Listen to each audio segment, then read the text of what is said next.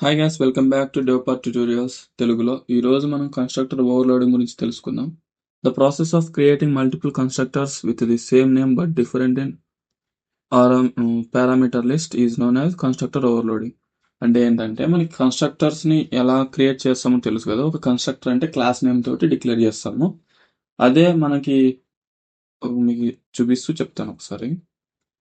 So ఇక్కడ అనుకోండి, ఇవన్నీ డిక్లేర్ చేసాం కదా, దీన్ని రిమూవ్ చేసేసి మనకి ఇక్కడ కన్స్ట్రక్టర్ని డిక్లేర్ చేయాలి. ఇది కన్స్ట్రక్టర్ కదా, మనకి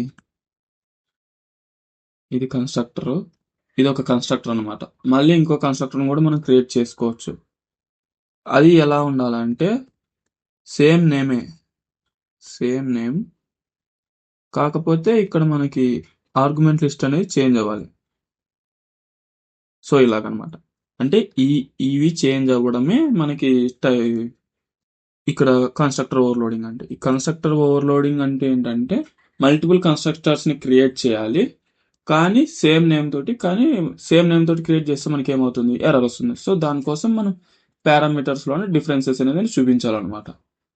సో అలాగ మనం ఆబ్జెక్ట్ని క్రియేట్ చేసేటప్పుడు కూడా మనం ఈ పారామీటర్స్ని పాస్ చేసి ఈ కన్స్ట్రక్టర్ ఎగ్జిక్యూట్ అయ్యేలాగా చేయొచ్చు.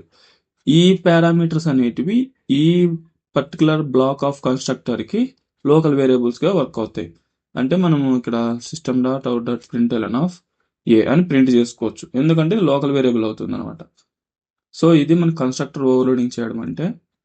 Next, the parameters of constructors can be differ by length of parameters, types of parameters and order of occurrence.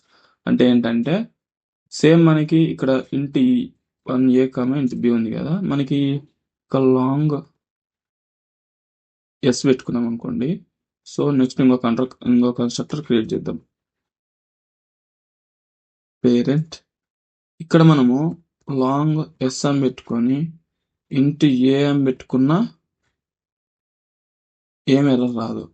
ఎందుకంటే డిఫర్ అయినాయి కదా, ఇక్కడ ఏ అనేది వచ్చింది, ఈ అదే ప్లేస్లో ఇక్కడ ఏ రాకూడదు అనమాట. సో ఇక్కడ ఎల్ అనేది వచ్చి లాంగ్ అనేది వచ్చింది, కానీ ఇక్కడ ఇంటీజర్ వచ్చింది. సో ఇలా ఇంటర్చేంజ్ అవ్వచ్చు అనమాట. ఇంటర్చేంజ్ అయినప్పుడు ఎర్రర్ రాదు. యాజ్ ఇట్ ఈజ్ ఉన్నప్పుడు మాత్రమే మనకి ఎర్రర్ వస్తుంది. సో అదే ఇక్కడ మనం order of occurrence, type of parameter అనేది మెన్షన్ చేసినాం. సో ఇక్కడ మీకు ఎగ్జాంపుల్స్ ఉన్నాయి, మీరు కావాలంటే స్క్రీన్ షాట్ తీసుకోవచ్చు, స్క్రీన్ పాస్ చేసి. లేదంటే మీరు ఒకసారి ట్రై చేయండి, మీకు ఈజీగానే వచ్చేస్తాయి. That's it for the video. మీకు ఏమైనా డౌట్ ఉంటే కామెంట్ చేసి అడగండి. Please do like, share guys. Thank you, by by now.